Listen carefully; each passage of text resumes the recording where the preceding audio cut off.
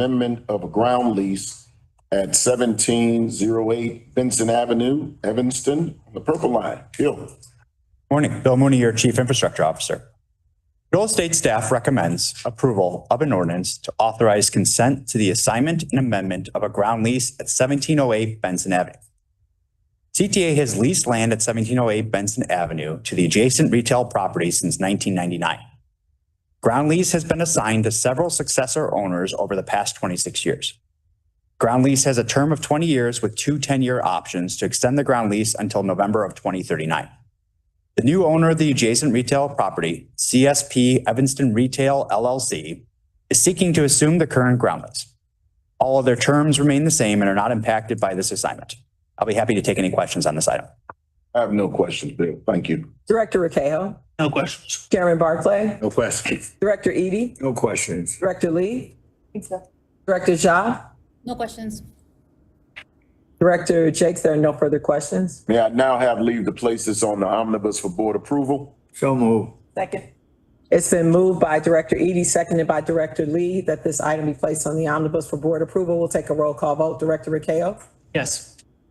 Chairman Barclay. Yes. Director Jakes. Yes. Director Eady. Yes. Director Lee. Yes. Director Ja. Yes. The motion passes. Director Jakes, you may now proceed to agenda item number 6. Agenda item 6 is the review of an ordinance authorizing a lease between the authority and Ship Bob Inc. for property located at 120 North Racine Avenue, Chicago. Bill. Morning. Staff recommends approval of an ordinance authorizing lease for property at 120 North Racine Avenue. On August 12, 2015, the Transit Board approved a 10-year lease agreement with Randolph Racine for 84,879 square feet, which expires on September 1st, 2025. February 14th, 2018, the CTA approved a sublease agreement between Randolph Racine and Ship Bob for 20,272 square feet of the 120 North Racine facility. As the master lease with Randolph Racine is expiring and Ship Bob has interest remaining on the property, CTA and Ship Bob have reached an agreement for Ship Bob to lease space in the building directly from CTA on a month-to-month basis. The lease will commence on September 1st, 2025 at a rate of $15,000 per month. I'll be happy to take any questions on this item. I have no questions, Bill. Director Raquel. No questions. Chairman Barclay. No questions. Director Eady. No questions. Director Lee. None. Director Ja. No questions. Director Jakes, there are no further questions. May I now have leave to place this on the omnibus for board approval? So move. Second. It's been moved by Director Eady, seconded by Director Lee, that this item be placed on the omnibus for board approval. We'll take a roll call vote. Director Raquel. Yes. Chairman Barclay. Yes. Director Jakes. Yes. Director Eady. Yes. Director Lee. Yes. Director Ja. Yes. The motion passes. Director Jakes, you may now proceed to agenda item number 7. Agenda item 7 is the review of contract number A1, which is a contract award for transit operations. I have no questions. Director Raquel. Chairman Barclay. No questions. Director Eady. No questions. Director Lee. Thank you. Director Ja. No questions. Director Jakes, there are no questions. The next order of business today is the review of contract number, I'm sorry, Who was that? where am I? Number 7. Oh, yeah, Okay. no, that was number 7. Yes, I'm at contract C1. C1, which is a contract award for finance. I have no questions. Director Raquel. No questions. Chairman Barclay. No questions. Director Eady. No questions. Director Lee. None, thank you. Director Ja. No questions. Our next order of business is the review of contract number D1, which is a contract award for planning. No questions. Director Raquel. No questions. Chairman Barclay. No questions. Director Eady. No questions. Director Lee. None. Director Ja. No questions. Our next order of business is the review of contract number F1, which is a contract award for administration. No questions. Director Raquel. Chairman Barclay. No questions. Director Eady. No questions. Director Lee. None. Director Ja. No. Next order of business today is the review of contract number I1, which is a contract award for law. No questions. Director Raquel. No questions. Chairman Barclay. No questions. Director Jakes. None. Director Eady. No questions. Director Lee. Director Ja. No. Since there are no further questions on the contracts, may I now have leave to place the 5 contracts on the omnibus? So moved. Second. It's been moved by Director Eady, seconded by Director Lee, that the items be placed on the omnibus for board approval. We'll take a roll call vote. Director Rakeo? Yes. Chairman Barclay? Yes. Director Jakes? Yes. Director Eady? Yes. Director Lee? Yes. Director Ja? Yes. Motion passes. Since there's no further business to come before the committee, may I have a motion to approve the omnibus and recommend the omnibus for board approval? So moved. Second? It's been moved by Director Eady, seconded by Director Lee, that the omnibus be presented for board approval. We'll take a roll call vote. Director Rakeo? Yes. Chairman Barclay? Yes. Director Jakes? Yes. Director Eady? Yes. Director Lee? Yes. Director Ja? Yes. The motion passes. And finally, may I have a motion to adjourn? So moved. Second? It's been moved by Director Eady, seconded by Director Ja, that the Finance, Audit, and Budget Committee meeting for August 13th, 2025 be adjourned. We'll take a roll call vote. Director Rakeo? Yes. Chairman Barclay? Yes. Jakes? Yes. Director Eady? Yes. Director Lee? Yes. Director Ja? Yes. Director Jakes, the motion passes. All right, this meeting is adjourned.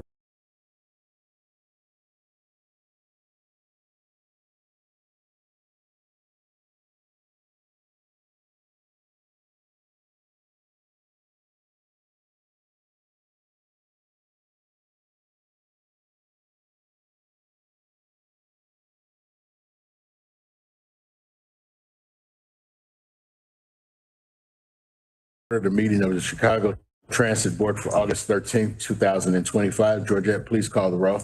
Director Rakeo? Present. Chairman Barclay? Here. Director Jakes? Here. Director Eady? Here. Director Lee? Present. Chairman Barclay, you do have a quorum with 5 board members present. Thank you. It's brought to my attention in preparation for today's meeting that Director Nima Jha would be unable to attend in person due to a travel obligation in connection with her employment. May I have a motion that she be permitted to participate in this meeting remotely? So moved. Second? It's been moved by Director Eady, seconded by Director Lee, that Director Nima Jha be permitted to participate in the meeting remotely. We'll take a roll call vote. Director Rakeo? Yes. Chairman Barclay? Yes. Director Jakes? Yes. Director Eady? Yes. Director Lee? Yes. The motion passes.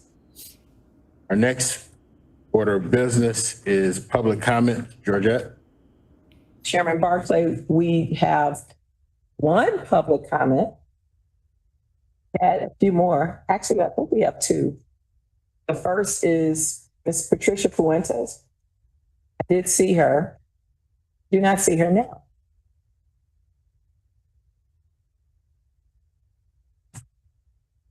And our second public commenter is, I think I just made up a word, is Mr. Bradley Madden.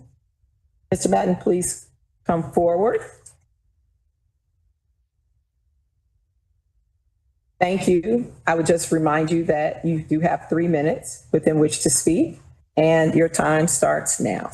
Hey, thank you, and good morning. My name is Brad Matton. I'm a CTA rider from the West Ridge neighborhood. That's near Peterson and Western.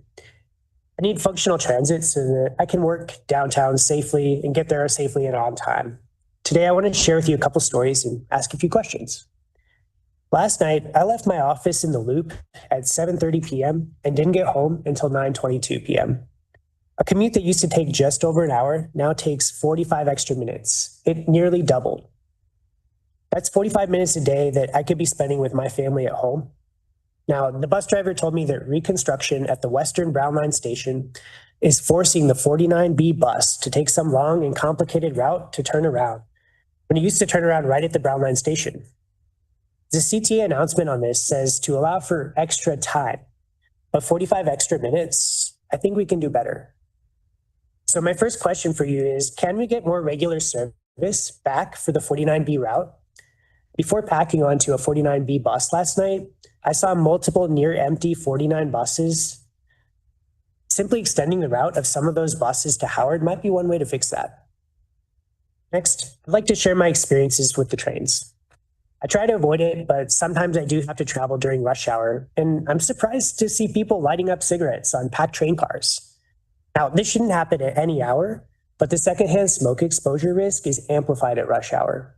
Not everyone can easily escape a packed car and dash to the next car. In another recent trip that I made, there was a large and belligerent man who was shouting threatening things and impulsively blowing raspberries. I was 2 seats away from this guy and somehow got spit on my phone screen. I've got over a decade of experience in jiu-jitsu, so I personally felt relatively safe. That's not true for most people. And as an organizer, I've heard from a few women who've shared with me they no longer ride the trains out of fear for their safety.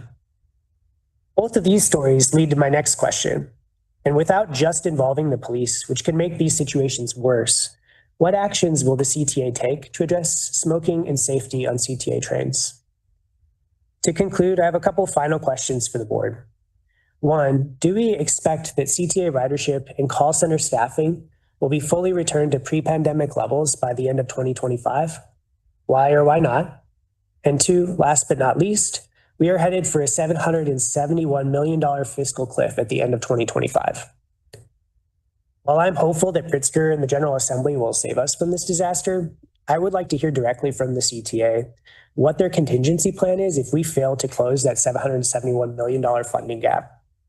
I'd really like to know so that my neighbors and I can figure out what changes we need to make in our lives so we can get to work starting in January. Thank you so much for your time, and I hope to hear back from you on my questions. Thank you. Thank you, Mr. Matan, for coming to the meeting. Talked earlier for a few moments as well. Very important issues brought up, a diverse set of issues. I will invite you to Molly Poppy to talk about the services she had, and I apologize for the long run that you had last evening, as well as the smoking initiatives that we've taken. And I know we spoke a little bit about the timing on the fiscal cliff and the information coming as the RTA budget process proceeds. But you can also speak with Tom McCohen, our Chief Financial Officer, to hear more about that timeline. So thank you so much. Thanks for coming. Thank you. Thank you. Thank you. Did he say call center staff? He said the call center staff, right? We have plenty of seats. I would just ask those who have joined the meeting to find one. Thank you. Yeah.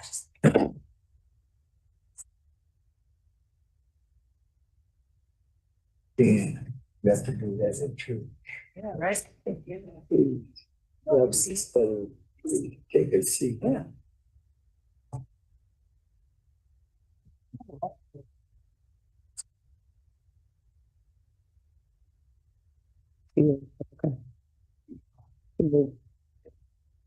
And next item of business on the agenda is our president's report, which will be given by our acting president, Nora Lears.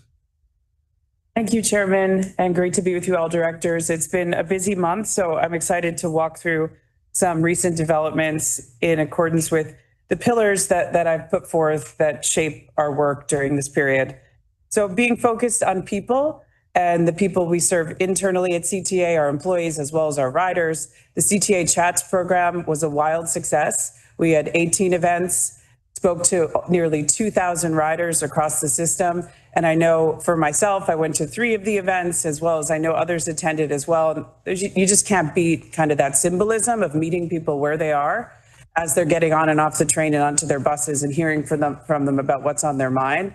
We gathered a lot of really good information regarding service frequency being very much valued by our riders across the board, and the issues that we know also come up around security and cleanliness, and that really inform the work we do internally to address all those issues. We also saw a lot of excitement about our new stations, part of the RPM project, which is what I'll be talking about at the end of my remarks, and that people continue to be excited about investment in CTA in new ways. My focus on employees continue, as well as the community. The summer offers great opportunities around parades. The Disability Pride Parade, Director Lee and I attended and enjoyed very much the Bud Billiken Parade this past weekend. Chairman Barclay and Chief of Staff April Morgan. We had a good, very hot, but very exciting time there. On a Sunday, I also had the privilege of attending the CTA Employee Softball League game. Two games, in fact, the old school versus new school game, as well as the all-star game. I threw out the first pitch of both. Let's just say people value quality at CTA. My first pitch required some intervention and coaching, and my second pitch was much better. But it, really captured the spirit of CTA and was a really fun day. And I really want to thank them all for having me. One Summer Chicago program concluded. I know we had them here at our last meeting, also a huge success. We ended up having over 300 students, a record for CTA, and that concluded last week. And we're already to work getting ready for next year, because I know our staff puts together what I would argue is the most comprehensive One Summer Chicago curriculum in the city in terms of supporting those students. And we're really excited about continuing in that program. My field visits continue, and this past month, I also went out purposefully and strategically on the Red Line in the overnight hours from 47th Street to 79th Street and rode the train and spoke with the employees on staff there. As you know, we've deployed in collaboration with the police department more security resources from Cermak Chinatown to 95th on the overnight hours. And we're seeing positive results in terms of some of the numbers of crime on the Red Line as a result. And I wanted to talk with employees about their experience and the support they're getting, as well as working in the heat. It was one of the hottest days of the year that we were out. And I wanted to say thank you and let them know that we're thinking about their experiences as we develop policy and investments moving forward. In terms of our focus on partnerships, I testified on July 30th in front of the Transportation Committee at City Council, was happy to give updates to City Council regarding our hiring and service delivery across the board. And unsurprisingly, there was a lot of discussion around our fiscal situation and offerings from aldermen to be part of supporting us in that process. And I've had a few meetings since that hearing in which we've talked further about how they can be good partners during this time. We also announced just after the July meeting last month a partnership with the Chicago Police Department and their deployment of a new enhanced expanded strategic decision support center, which is an exciting advancement in terms of the use of our cameras and technology across the system, where you have more police and detectives manning that room than ever and using our cameras to deploy resources in all different ways. We're also really at a point in a couple different subject areas of unprecedented engagement at this agency with stakeholders in various ways. You've been getting updates, the board, on the pilots in terms of the security work that we're doing. And one of the next big steps in that is the transit community safety workshop that is taking place at the end of this month that has many attendees across various community organizations, law enforcement support, and security experts to all come together to talk about how to design policy that meets the needs of our riders and hear from them about the experiences that they're having. That's in addition to upcoming engagement around the budget in various ways. So you'll see after the RTA budget is more crystallized, you're going to see us engaging with budget roundtables, as well as stakeholder engagement with regards to the policies that are being discussed more broadly in Springfield. And this is really a new shift in CTA in which I've directed staff to have these meetings, coordinate them. We're getting space to come meet and be in big groups and talk together about these issues and be transparent and open in discussion. And I'm really excited about what's going to come from those discussions across the board. In being performance focused, I always like to give a few ridership updates. And there was a good discussion in terms of ridership earlier during our finance report. But just to give a flavor of the health of our system in various ways, our L system had the biggest week since the pandemic ever in the week of Lollapalooza, serving over 3.1 million rides. It was also the first week that the rail system went over 3 million rides. This is the second best week overall of the year. We're up 10% year over year in that week, just to give you a sense of the growth there. The Lollapalooza Festival added an estimated 332,000 rail rides from Thursday through Sunday.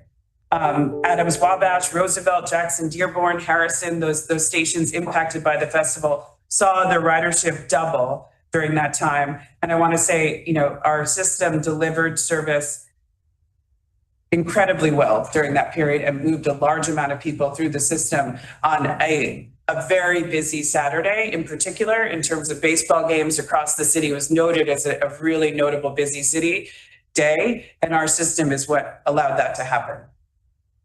We also see really impressive numbers from our new stations. So with the reopening of our 4 RPM stations and the 1-year anniversary of the Damon Green Line, we're seeing this transformative power of new, modern, fully accessible stations, and that ridership follows those investments. The segment of the Red Line from Wilson to Bryn Mawr, for example, saw 23% year-over-year ridership growth in the second week that they were open. The Berwyn and Lawrence stations saw a net addition of more than 14,000 trips across all stations, and Berwyn and Lawrence have already recovered their share of ridership in the region compared to pre-pandemic levels. At Damon Green, we celebrated reaching nearly 250,000 rides at that station in the first year, which has been visited by nearly 65,000 unique riders. Notably with Damon, this also demonstrates the power of a new station providing net new mobility across the stations nearby. So California, Damon, and Ashland on the Lake branch are experiencing nearly 20% year-over-year growth in that segment. And Morgan is seeing over 13% year-over-year growth. So something I'm going to take a moment just to dive into, and I'm going to have Molly Poppy come up and provide a little bit more detail on this subject, because it was a key announcement in the last few weeks, was the publication of bus cancellation data that we're having on our apps and transit information. This is a really important step in the discussion of ghost buses, which I know have haunted us, no pun intended, over the past couple of years in various ways. Now, the seismic impact on ghost buses has really come from hiring, right? We've hired over 5,000 people in the past 2 years. We have more bus operators than we did pre-pandemic. That's really what is helping us keep the schedule in the way that you're seeing ghost buses drastically decrease. But another key movement in that is this transparent sharing of information so that riders aren't seeing the bus disappear on their app. Psychologically, as we all know, this just erodes trust in the information from CTA in a significant way. So I'm really happy to see a step in this direction where if a bus is canceled, riders are made aware of that and they can better trust the information coming their way. And it's also a part of other steps we're taking, and Molly's going to touch on that we're soon going to be launching additional reroute information. So when a bus gets rerouted, and I know our public commenters spoke on that today, that riders are more empowered beyond the kind of general information that I know was referenced earlier in comments. So Molly, if you could walk through a couple of slides on this. Thanks. Yep. Molly Poppy, Chief Planning and Innovation Officer.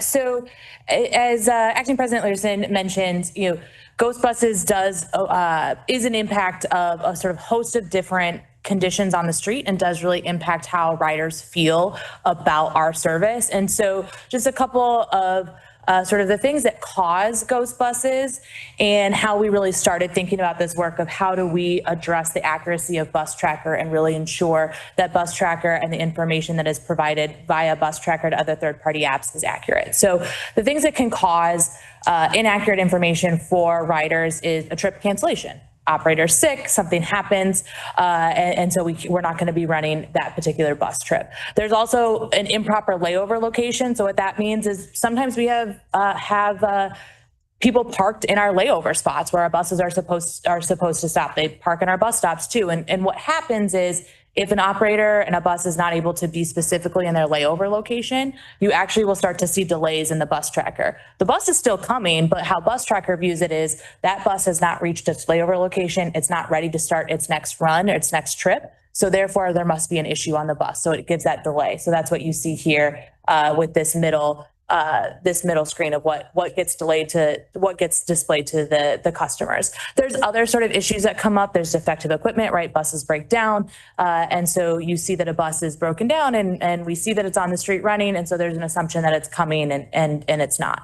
There's also different sort of issues that we do. What we have here is like relief time, short turns, fallbacks. These are all different ways that we manage street conditions. We manage service on the street. And so these are decisions that bus service management makes to try to restore service. And sometimes what then happens is it can cause inaccuracies in Bus Tracker. So I have sort of two examples here of how customers sometimes see ghost buses. So they'll see delays when a bus is actually coming. And then what also happens is there's those green sort of 3 radio waves that you see next, that means a bus is actually coming. But what happens when a bus isn't coming is it still counts down because it's counting down towards schedule. And so this right-hand side is what you actually see more often.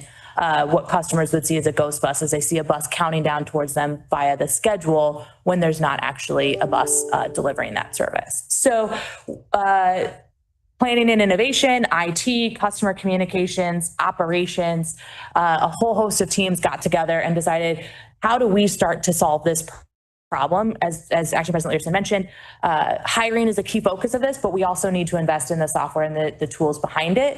And so we've been working for the last couple of years to launch what's called disruption management. Disruption management is a software tool that is integrated with it's our CAD AVL system. That is our system that manages bus, gives it schedule, gives it all the stop information, things like that. And what it allows us to do through disruption management is improve communications with riders. It allows us to support service on the street. And it really helps us to address ghost buses and service challenges that we know really frustrate riders. So this is just kind of showing all the work that has happened just on the bus tracker side for disruption management. We were on the cutting edge of bus tracker back in the early aughts. We were one of the first transit agencies to launch it. And sometimes when you're on the cutting edge, you want to stay on the cutting edge, and that's where we want to be today. And so that's why we've made so many of these investments in bus tracker, working with disruption management, showing this canceled work, so that we were the premier leaders in the early aughts. We're going to be the premier leaders again in how agencies should be communicating with their riders about service. So this just really shows all the different work that has happened over the last couple of years, really culminating in the first step of this, which is the canceled work, as President Learson mentioned. So we started launching canceled work in June and July of this year. We started rolling it out by bus garage. What it is when, I'll use an example, a bus breaks down. So we have a bus that's broken down on the street.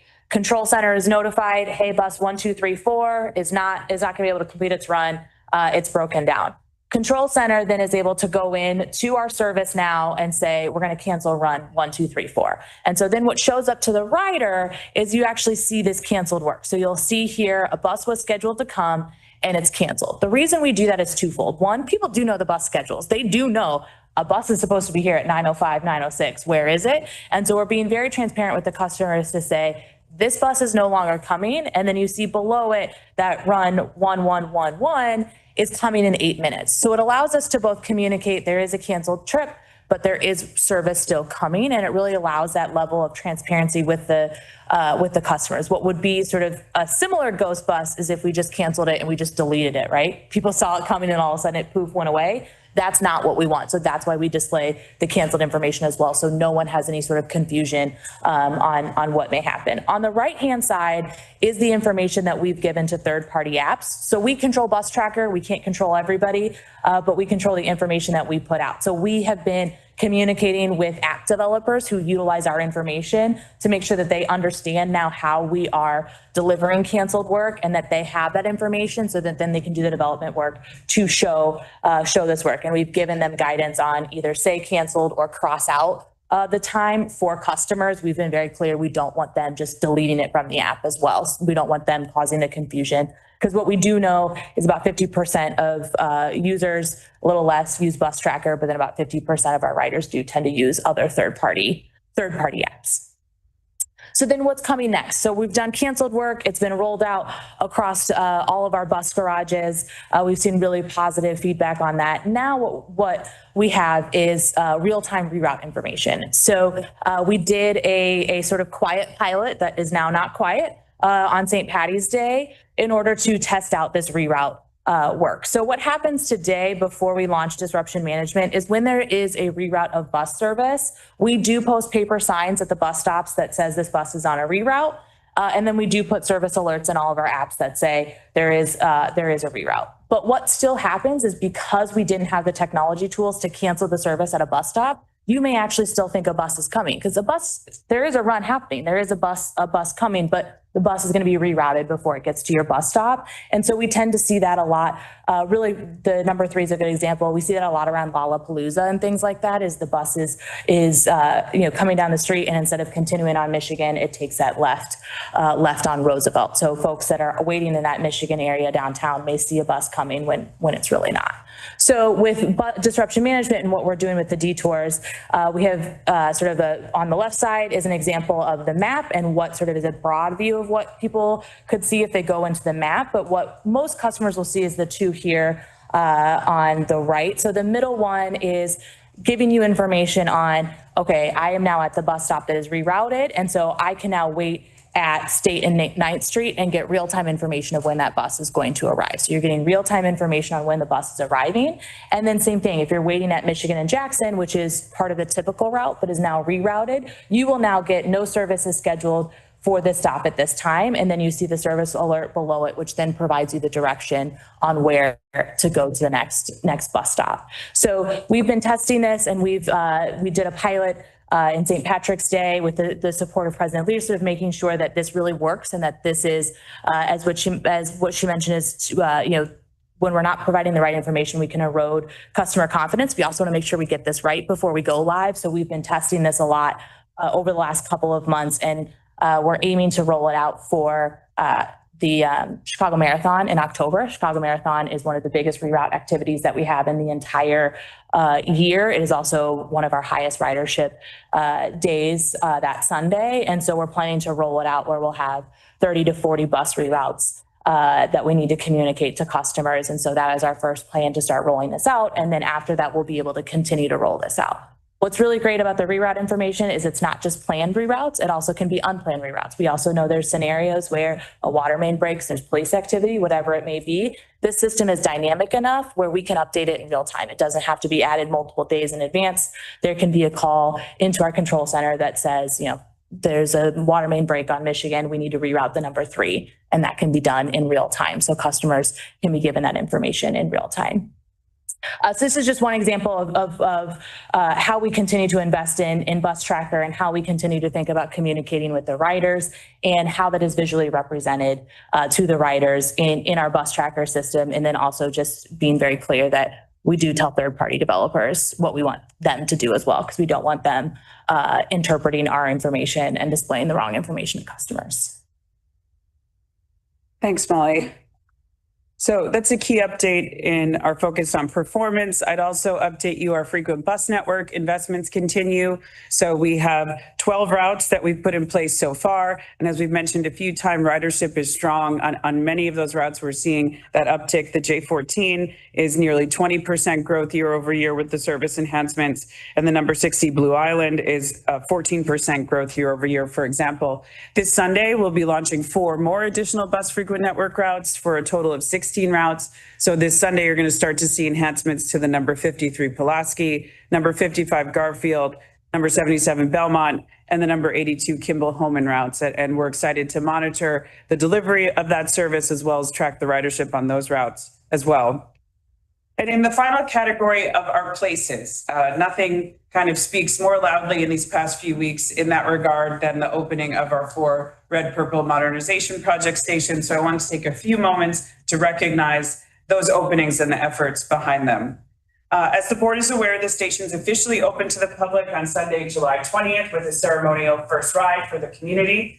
The following day, we hosted an official press conference as I was joined by Board Director Michelle Lee, and we welcomed Mayor Johnson and a host of elected officials, including U.S. Senator Dick Durbin and other members of the Illinois congressional delegation, state legislators, and others.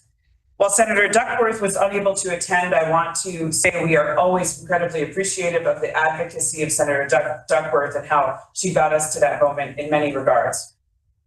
Since the opening of the stations, the response from the community has been amazing. I attended both days' events and it was absolutely magical. I think, for many of us, we had high expectations of those events and they were exceeded in the experience of those events. And for me personally, I see the RPM project and I see so much more even in the story of the excitement around those events. You see people reacting to true advancements in accessibility and the power that has for our riders in that commitment. You see people see investments in transit and what it means to them. We talk a lot about that and do a lot of communications around what transit means to people, and these events really revealed that. You also see kind of a story to me in the health of Chicago overall and the growth of our city and where we're headed and the direction and how that's a strong one. And you also think about Red Line Extension. And when you see those stations open, it's a reminder of the power of what we're going to see with the advancement of that project on the south side. I have the privilege of also knowing and working with committed advocates for accessibility like our own director, Lee. And I also want to thank Karen Tamley and Laura Saltzman, the chair of our CTA Advisory Committee, ADA Advisory Committee, for being there on that day as well. These tremendous achievements don't just happen. They require a team of dedicated design, construction, and engineering professionals that stay the course year after year to ensure that these beautiful new stations are built flawlessly. They require scores of talented, experienced people with diverse skill sets from the building trades who do hard work in often difficult weather conditions, but whose work is absolutely second to none. And they require community relations and communication staff that remain in constant contact with residents, community leaders, elected officials, media, and many others to ensure information flows to the people who are affected by and who benefit from the work they're doing. I know that through the years of hard work, all of them had in their mind's eye the glorious celebrations we had last month. And it was wonderful to watch them experience those days firsthand. And I'm really happy to note that we have many of them here with us today. Our RPM team works under the leadership of our Chief Infrastructure Officer, Bill Mooney, and under the day-to-day direction of Grace O's, our Vice President for the Red Purple Modernization Project. Unfortunately, Grace is unable to join us today, but I want to acknowledge her leadership here and also note that Grace is an indication of a very incredible story that we're proud of here at CTA, which is the story of women in this project and women leaders in this project. CTA is an award-winning organization for the leadership of women in the Red Purple Modernization Project, and we are incredibly proud of that, and it will go down in history as an achievement of this project as well. So I do want to be clear, these celebrations, these 4 stations we've opened, the overall success of the project, none of it would be possible without the great work and leadership of our Chief Infrastructure Officer, Bill Mooney. So I want to bring Bill up here. I want to thank him for his efforts to get us to this point and give him this opportunity.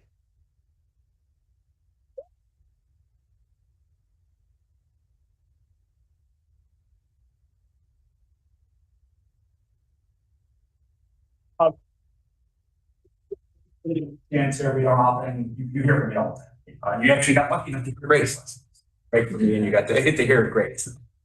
And she's taking a well-deserved vacation this week with her family. And so I appreciate the need for them and this team to do that.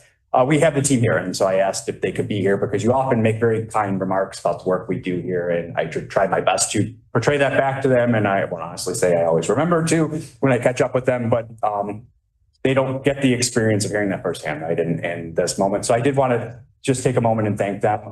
Let's start back. Andy Garvilis. Go ahead, stand up, Andy. Let's go. Jason Miller, Bill Villanueva. Let's see, Reddick, Richardson, Noah Arroyo, Kai Bertini, Larry Morse. Working back to front so I don't lose people. Carrie Wagner, Jaquanda Hurst, Jeff Wilson, Trina Denny, Base, Graham Garfield. Is anybody? So this is the core RPM team from my side of the world who have been living and breathing this, many of which from the very beginning, when it went off on its own world and its own vision, many of them signed up to join a spaceship and weren't sure if they were ever coming back, right? And that's kind of a running joke with the team, but they have lived, they've breathed, they've sweated this, they've put their lives on hold at times for this. And whenever you build big construction, it becomes its own thing.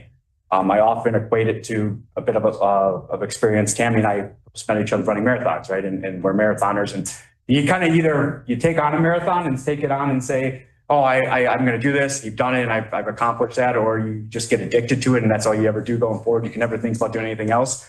And you kind of find that out on the journey, but it takes you down a path, and I am forever grateful for their commitment, their tireless work, the sweaty, 90-degree night hours we spend transitioning these things with some of the most unique people on our system. And just, it is a challenge, and they stepped up. They were willing to take it on. And I will say the one thing that was missed, and I was reminded of in all the comments we made about this, on time, on budget.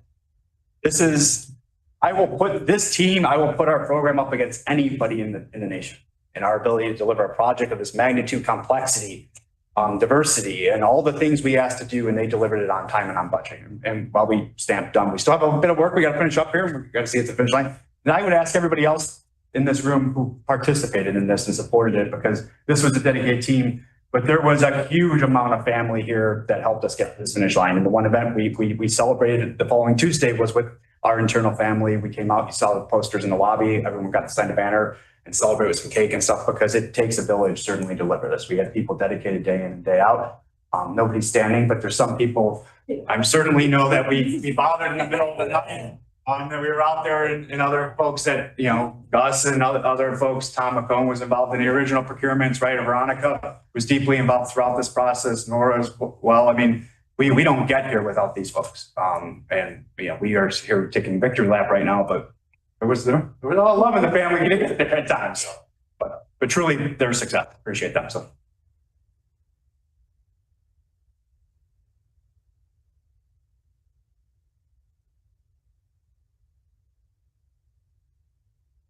So would this be the RLE team as well? Some of them have already started to transition. So Tammy and Andy work part-time RPM, part-time RLE. They've been working kind of two hats for a while. And as RPM starts to quietly go away, they will start to go. Some of them rolled into other roles in the authority as the needs have changed. One of the things I say we do better than anybody, right, is lessons learned. There is not a moment in time in a project. We do them continuously. We do them on a dedicated quarterly cycle where we learn from ourselves and we build that into the futures of our program. And that's how we get better at delivering these things. That's how we grow our talent. RLE was on its own trajectory and it needed its own team. And so it's growing some of that, but they were not separated from the knowledge base coming from this team. They regularly meet. The RLE team has come up to RPM. They've walked the sites throughout construction. They've tried to learn firsthand. There is a partnership and a unique relationship in that Walsh team too. Some of that's going to RLE too. And so there's lessons learned on the contractor side. There's pitfalls we share with each other. There's a lot of, God, I wish we had only thought of this stuff, that hindsight being 2020 moments. So being able to capture that information and share it in that partnership, huge. You may see some of these other folks there too. I mean. Good. Thank you. Thank you, Chairman and Directors. That concludes my report. Thank you, Acting President Learson, for your report, for highlighting the successes of our summer events. I'd like to take a moment to thank the entire team for the creative partnership, marketing strategies that help promote our services throughout the summer. Our presence at parades, community festivals, and other public events like the CTA Chats, the RPM grand opening has been outstanding this summer. These activities not only showcase our service, but also reinforce our role as a vital part of the communities that we serve. I especially want to acknowledge my colleagues on the board who participated in these events, Director Lee, for your participation in the RPM grand opening ceremony and the Disability Pride Parade. Director Raquel, for your participation in the RPM ceremonial first ride and the CTA Chat series. And Director Edie for joining me at Bud Billiken for breakfast reception this past weekend. It's always meaningful to see our leadership directly engage with the public. Bud Billiken Parade is a personal highlight for me. Walking in the parade has become one of my favorite traditions as chairman. And it was great to have President Learson join us this year, along with Chief of Staff April Morgan. These moments remind us of the power of showing up in our neighborhoods, among our riders, alongside the employees who make our service possible every day. Community engagement is not just a feel-good exercise, directly tied to the work we're doing to secure the legislative and fiscal support needed to provide the transit services our riders deserve. We want to keep showing up for our communities. We need the funding structure that allows us to look to the promise. Over the past several weeks, I've engaged in conversations with legislators and stakeholders, sharing both the urgency of sustainable fiscal support public transportation and my concerns about proposed reforms that would negatively impact providing service to the very people we're here to serve.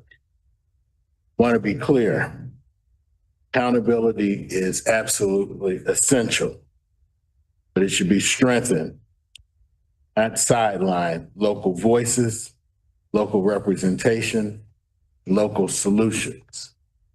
I think Bill Mooney, your team is a definite example of local folks working on local problems, and that's very important. In addition to these conversations, I'm also representing the board on the RTA's ad hoc committee, recently commissioned by RTA Chairman Kirk Diller, to bring the chairs of the service boards together to address budget and fiscal cliff issues. I've been encouraged by the thoughtful and respectful dialogue at these meetings. Budget issues are complex, but what gives me hope is the level of commitment to riders that I've seen from every member of that committee. Those same qualities, thoughtfulness, respect, and prioritizing riders' needs are exactly what we need from every stakeholder and legislator as we work towards a solution in Springfield to address the fiscal cliff. The decisions made in the coming months will have a tremendous impact on our region. Our collective commitment to the people we serve must remain our guide.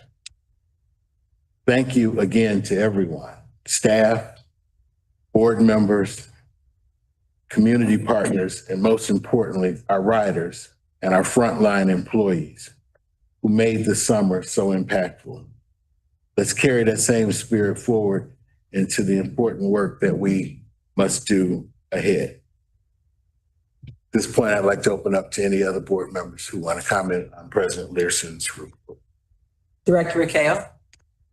Yes, I wanted to, first of all, join the celebration of all the people who stood up here, and Bill, as a resident in the community myself and having gone through the construction process, I know that the people in the room got yelled at and harassed and told many things and opinions for many, many years. And you all get one day to shine. And I'm glad that you got 2 days to shine. And I hope you get more days to shine, and that all that pain is now resulting in happy faces and people who see the work. And I'm really happy that you asked the question about the red line extension, because I cannot wait to see that first track being laid by this team and new people that will join.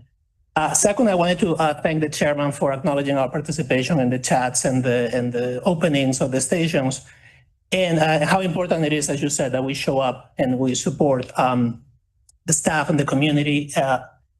As I was going through the different openings and conversations, I kept wondering, what would it take to make those 4 stations the norm instead of the exception, right? And what would it take to make every major route 10 minutes or less instead of just those 12, 16 now?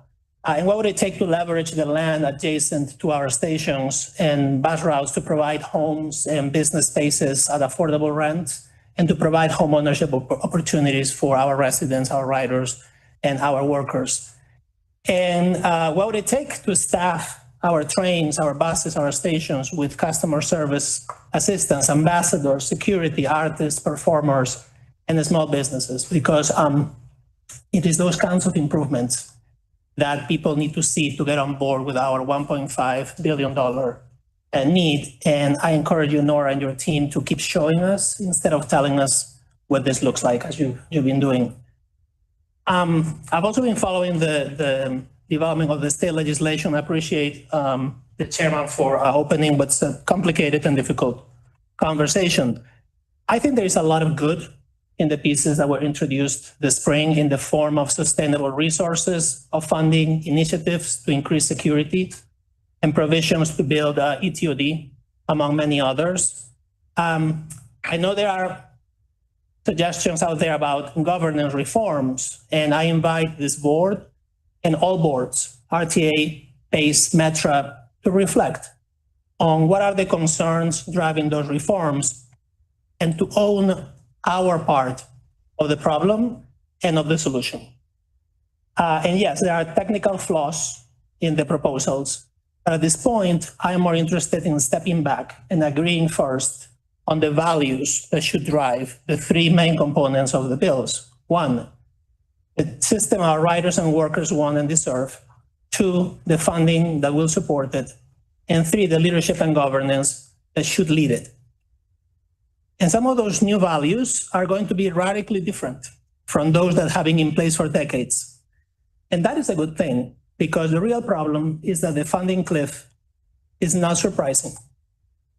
The problem is that the funding cliff is a result of decades treating transit as second tier, underfunded, politicized, and peripheral to our regional vision. Our system was poorly patched in 2008 with an insufficient and inequitable funding reform. And in 2019, the system was one crisis away from breaking. And then the pandemic came and we broke. We're still putting ourselves back together. So to move forward, we must reimagine transit as a shared regional asset, as an opportunity builder, a jobs creator, a wealth multiplier, a cure for our declining health and climate resilience indicators. More importantly, as a source of joy and trust and pride. And that means changing, and changing is difficult. Changing from municipal and county silos to regional and statewide thinking. Changing from zero-sum games to collective benefit. And changing from asking, where is my slice of the pie, to asking, how do we bake a bigger pie together? So to clarify, we don't have a joint position as a board on the pieces of legislation. So I'm making all these points as an individual member of the board, as a professional in the field, but more importantly, as a writer. By the way, today is my 24th anniversary of moving to Chicago and my 24th anniversary of taking the L for the first time. So I'm celebrating. And I want to end saying that in spite of all the controversies, the disappointments and the doomsday scenarios, I know that we can turn the tide. And I'm encouraged and inspired by how CTA is listening to understand and not listening to respond or to defend. And I have full faith that if we focus on shared values, we'll get the system that we need. We'll fund it at the $1.5 billion it requires. So I look forward to working with this board, with the other boards, the writers, the advocates, the workers, business community, legislators, to keep growing the coalition that will make this happen. Director Jakes. What he said. No, that's right. Yes. Oh, that's it. Director Eady. Yeah, I think I'm going to ditto that. Yeah. Okay. Director Lee. Just another congratulations to the team. It was such a glory and for the community, but also for CTA. It's a shining example of why this city is great. And I really, echo all the sentiments that was said above, but like CTA is what makes Chicago a standout city in the nation. And so if we can't continue to fund it, we're going to lose a lot for our city. So I just hope we can continue to push forward and do it in a positive and accessible way and in a joyous way. So thank you. Thanks. Director Ja. No, I'm just going to echo what everybody else already said. Thank you. Real quick, Director Raquel, who are those three that you said one more time? I want to make sure I lock those in. The three So names. yeah, sure. Like the three things that I encourage everyone to keep reminding ourselves is that, and they are very important, but the most important one is the system that we want and deserve. Right. And then second to that is how do we pay for it? And the third one is how do we govern and lead it? And these were, I'm not coming up with these. These were agreed upon as the three main things years ago when the whole conversation started, because we knew this was going to happen. Like I said, it was not a surprise. Right. And so what I wanted to encourage ourselves is just to keep focusing those three and look at what values should drive the decisions there, and starting with what is that we need and deserve as a community, as writers, and as workers, as a system. Good. Thank you, Director. Welcome. I'm sorry. No. Chairman. Our next item of business on the agenda was our ADA Advisory Board report, which was to be given by Laura Saltzman, Chair of the ADA Advisory Board. Chairman Barclay, we've been advised that the ADA Advisory Committee will not be reporting out today. Our next item of business on the agenda was a report by our Citizens Advisory Board, which will be given by Tanya Raby, the chair of the Citizens Advisory Board.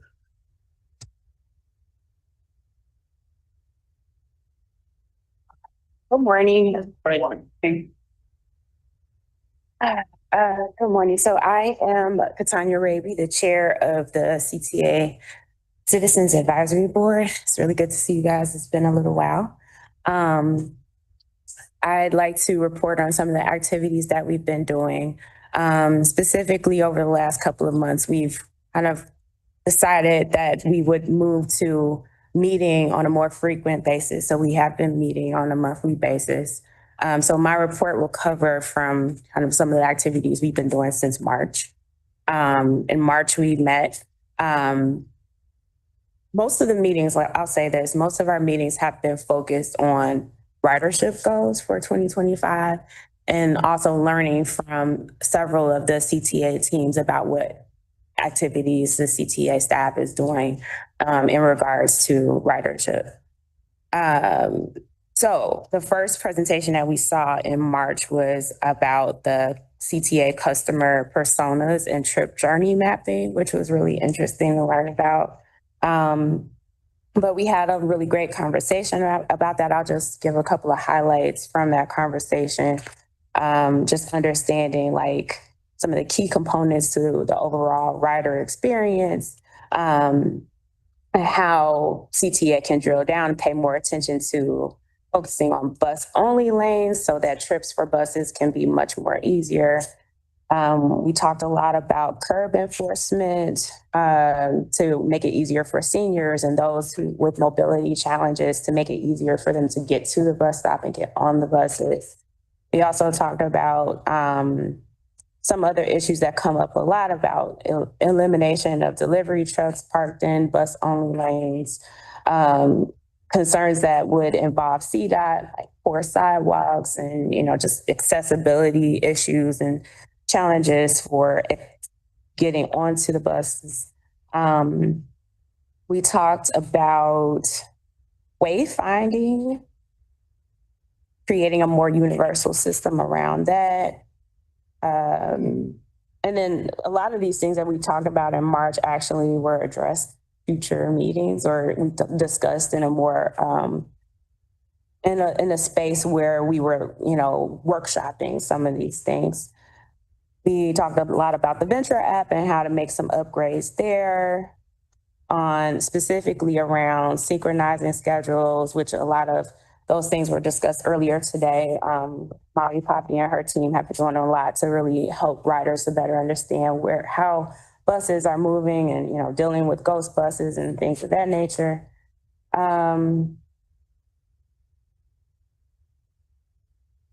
Next presentation we have on the Innovation Studio update.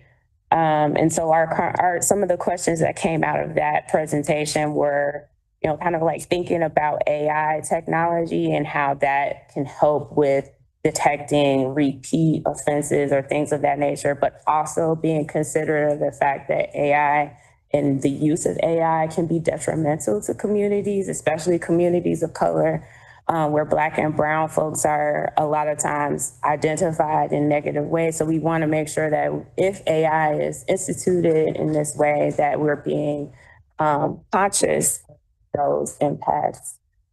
The third presentation was on the intergovernmental agreement between CTA and CDOT regarding bus lane enforcement and the Safe Streets pilot. And so we had a couple of questions regarding, this is more about discussion around the delivery truck issues and whether or not they will receive bigger fines, incorporating the needs of businesses who rely on these delivery trucks. So also kind of like thinking about, from the corridor perspective, these businesses that are impacted or need these deliveries to happen, like how do you work with the businesses to also make sure that their needs are being met while CTA's challenges are being addressed to make sure that the buses are able to move along in their lanes appropriately. And then the fourth item was the bus vision and strategic planning update. So we discussed about a lot of, we had conversations around IDOT and CDOT and how they were interacting in those spaces. Specifically, this is more like about the bus lane designations and better streets for buses and things, those items. Sorry, I'm trying to fly through it because there's a lot of comments. And then the fifth presentation on that day was about the CTA chatbot, which we all really, really appreciate. And we have used ourselves very much while we were on the system. So we're excited that that's becoming a much more robust tool for riders to use.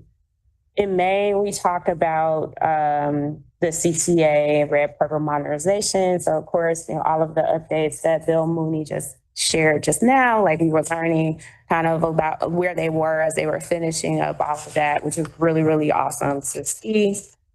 And then finally in June, we learned, we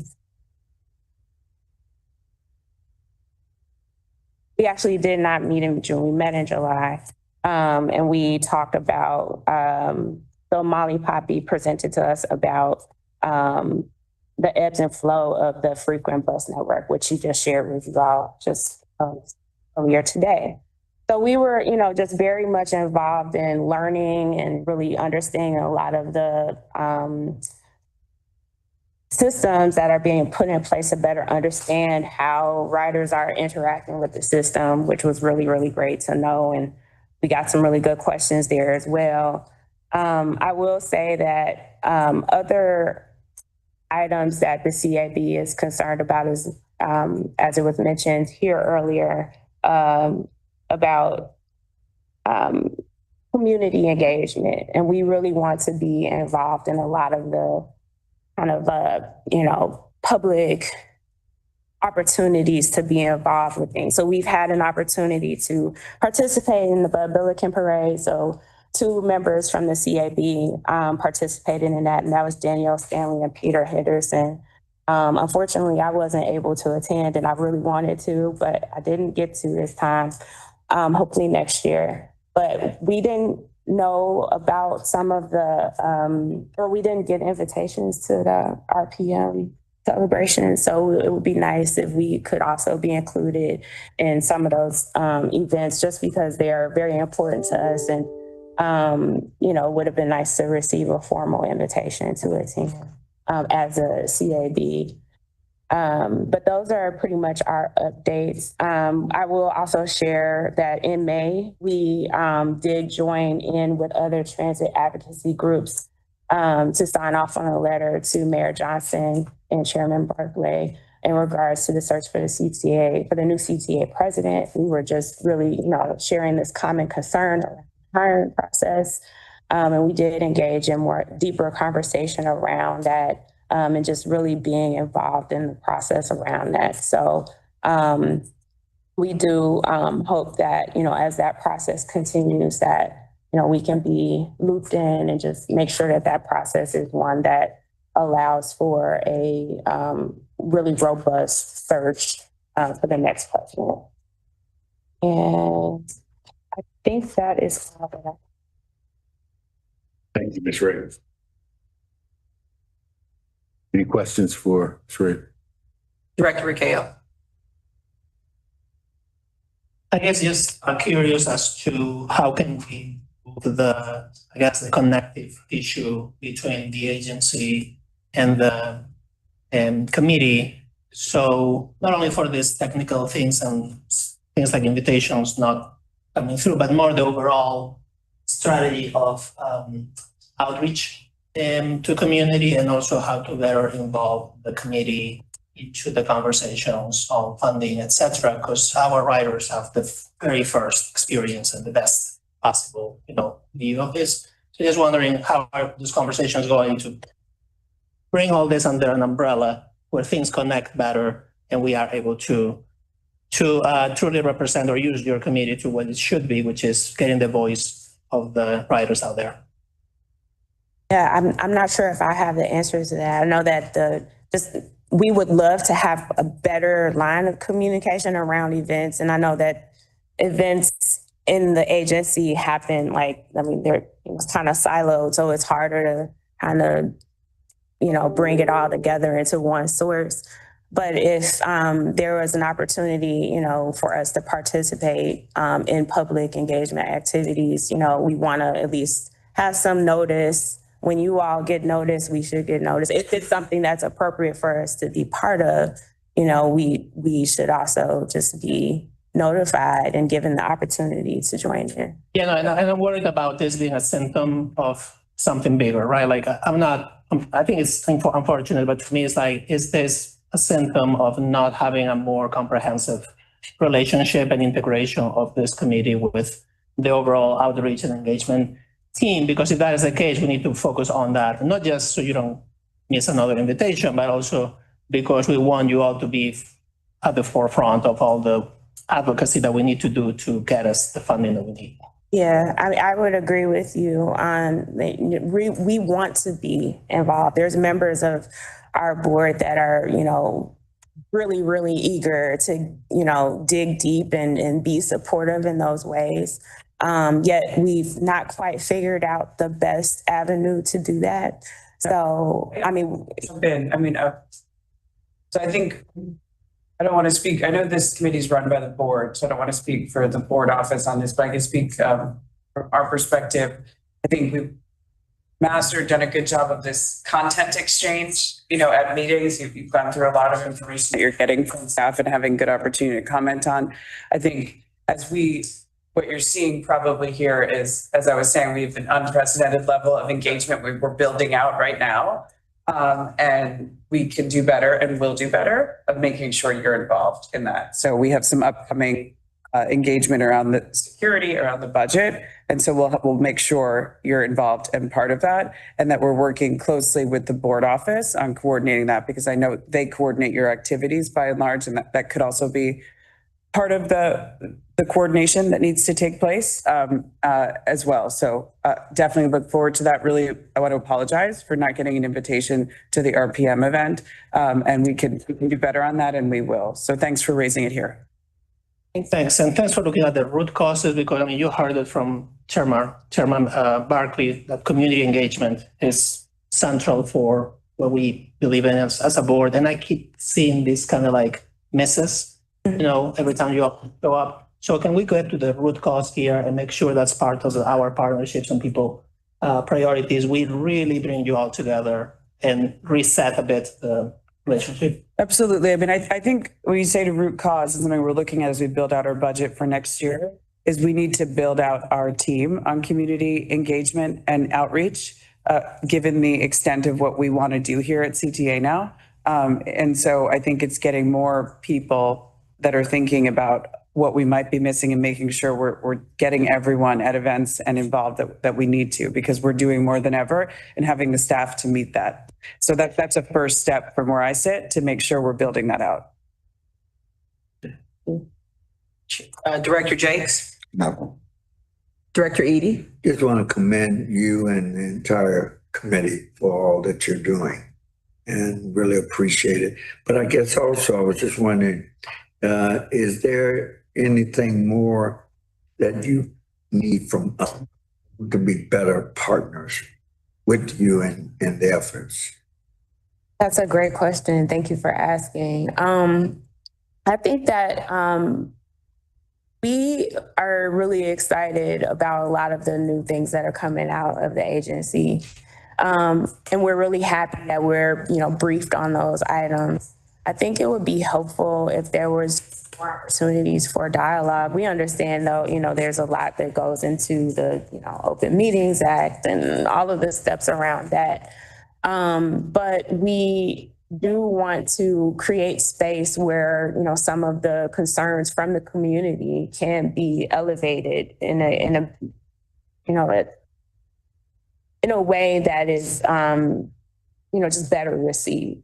I think, we're out there, on the system. And I think that what we're seeing and experiencing and hearing from other folks that we, just talk to just in our daily commutes, I think it's important for us to, just have that direct line of communication. And I'm not really, you know, and forgive me, I don't know if this is appropriate to say at this moment, but basically, you know, the hierarchy of things, like what, you know, can we talk to you guys? Like what, you know, it's just kind of been a little,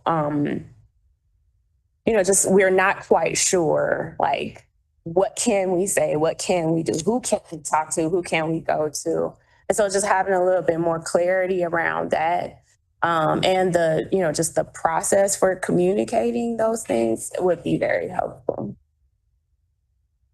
And then when we do have, you know, desires to, you know, be part of something or, you know, consider, you know, have some of our ideas considered beyond, you know, the space that we have within our meetings, like how do we, you know, lift that up? Director Lee. No further questions. Just thank you for your time and the rest of the board as well. Thanks. Director Ja. No questions, thank you. Georgette, I'm sorry, I need to circle back based on something you said is when you became chair, was there a playbook by which you were given to, you know, this is what the Citizen Advisory Board is, these are people you contact, this is how often things are getting reported, this is who you should report it to? So, I mean, of course, we have bylaws, we have, I don't know if we would have like a playbook per se. It's almost football season for me, so. I mean, we have, of course, we rely heavily on Georgette, who's been amazing, and she definitely is awesome. In April, and you know, everyone has been really helpful with making sure that we understand, you know, the legalities, and then also just, you know, some of the structure. But I think that as we are, I'm not, you know, the previous CABs are probably different from us, I would say. Like we're more public facing. We have, you know, we're wanting to have a bit more agency in this space. And so I think that's where our challenges are, is just trying to figure out like how much can we push the boundary and how much can we, you know, lean into this opportunity to really make some change and encourage you all in a way that will help ridership across the city. So we are, you know, kind of in this gray area where there's an opportunity. I'm looking at it as an opportunity for us to kind of sit down and possibly, you know, really think about the future of CAB. And within that's another reason why we decided to move from meeting bi-monthly to meeting on a monthly basis so that we could have more touch points with each other and begin to kind of build that out. When we started this board on our appointments, the first year was really just us learning and downloading a lot.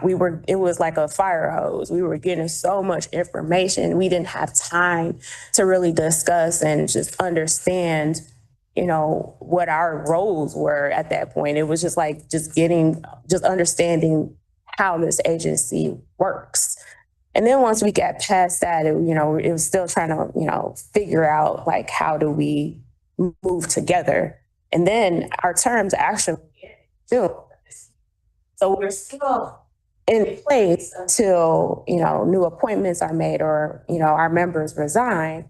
But in that space, like, what are we doing is where we're trying to get at. And how can we be of support to this board and to our fellow riders in making sure that whatever communications need to be made, we're part of that. And so I think that's where we are right now. It's really just trying to make sure that we solidify what CAB is to CTA, what CAB is to riders across Chicago so that we can be a stronger voice and advocate.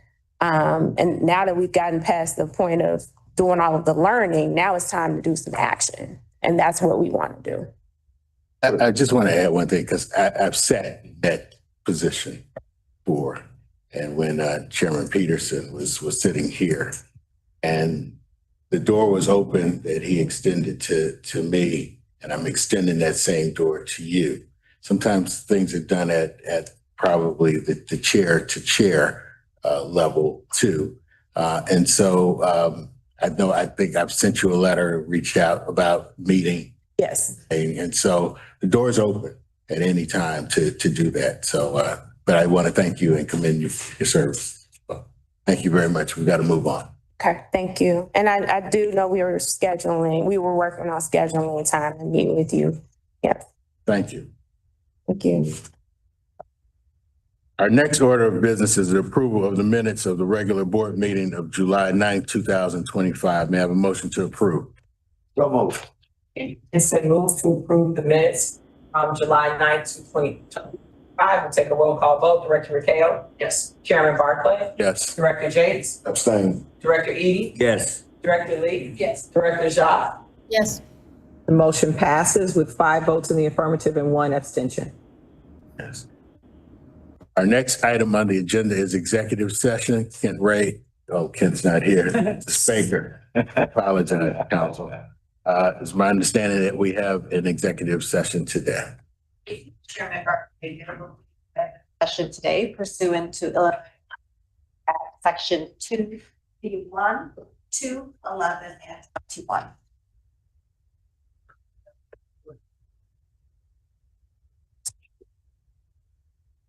I will now entertain a motion to recess into executive session for reasons stated by counsel. So moved. Second. It's been moved by Director Eady, seconded by Director Lee, that the board will move into executive session for the reasons stated by counsel. We'll take a roll call vote. Director Rakeo? Yes. Chairman Barclay? Yes. Director James? Yes. Director Eady? Yes. Director Lee? Yes. Director Ja? Yes. Motion passes.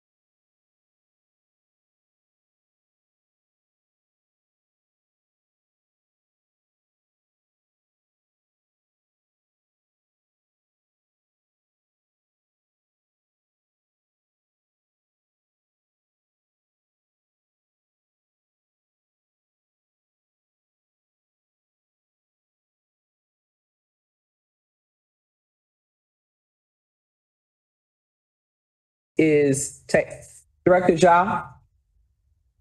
See you on Zoom. Director Jakes. Yes. Here. Yes. The motion passed. That's to what? The motion. Motion is from the motion. Oh.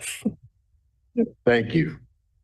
We will now address board agenda item 8, board matters. Georgette, do we have any board matters today? Chairman Barclay, there are no board matters for today. Our next order of business is a report from the Committee on Finance, Audit, and Budget. Director Jakes. Mr. Chairman. Second. Committee met earlier this morning and approved the July 9th, 2025 committee minutes and reviewed the finance report. Committee reviewed 3 ordinances. 1, review of an ordinance authorizing a second amendment to a concession lease agreement for basement space and adjacent property located at 4620 North Broadway in Chicago on the Red Line.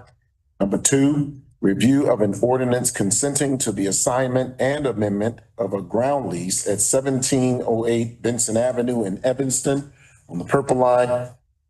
Number 3, review of an ordinance authorizing a lease between the authority and Ship Bob Inc. for property located at 120 North Racine Avenue in Chicago. Committee also reviewed 5 contracts. The committee placed the 3 ordinances and 5 contracts on the omnibus. Committee approved and recommended for board approval 3 ordinances and 5 contracts. Mr. Chairman, this concludes the report of the Finance, Audit, and Budget Committee. I will now entertain a motion to approve the omnibus.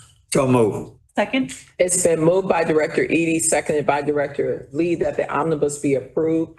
We'll take a roll call vote. Director Rakeo, Yes. Chairman Barclay, Yes. Director Jakes, Yes. Director Eady, Yes. Director Lee. Yes. Motion passes with 5 votes. I will note for the record that Director Ja, who was attending the meeting remotely, did have to leave the meeting and is no longer in attendance. But we still have a quorum with 5 members. Our next order of business is a construction report.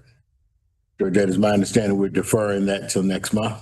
We would love to have a motion to defer this construction report, Chairman Barclay. So move. Second. It's been moved by Director Eady, seconded by Director Ja, that the construction report, which was an agenda item, be deferred to next month. We'll take a roll call vote. Director Rakeo, Yes. Chairman Barclay, Director Jakes, Yes. Director Eady, Yes. Director Lee. Yes. The motion passes. Our final order of business is new business. Georgette, is there any new business? Chairman Barclay, there is no new business. Since there's no further business to come before the board, may I have a motion to adjourn the Chicago Transit Board meeting of August 13th, 2025? So move. It's been moved by Director Eady, seconded by Director Lee, that the Transit Board meeting for August 13th, 2025 be adjourned. We'll take a roll call vote. Director Rakeo, Yes. Chairman Barclay, Yes. Director Jakes, Yes. Director Eady, Yes. Director Lee. Yes. Chairman Barclay, the motion passes. Meeting is adjourned.